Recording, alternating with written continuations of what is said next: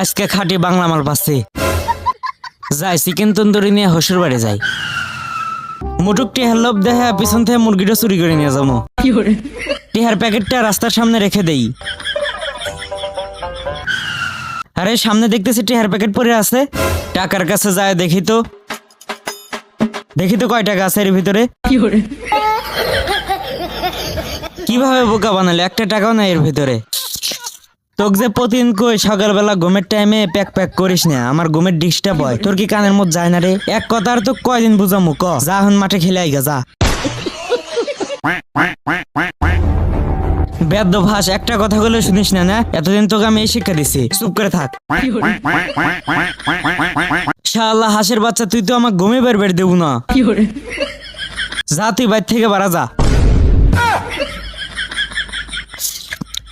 মানুষের বাড়ির আশ খাওয়ার নিনজা টেকনিক।